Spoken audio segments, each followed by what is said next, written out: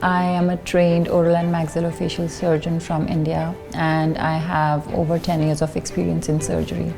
So I understand the urgency when a patient calls and says, I'm in pain, I have a swelling, I need to be seen. If they don't get an extraction, then this infection can spread in their body. It could lead to an abscess, a big swelling, and they may need a more invasive procedure. So we want to take care of that issue before it becomes bigger. And the good thing is that we can do it here. Our office is equipped to handle emergencies.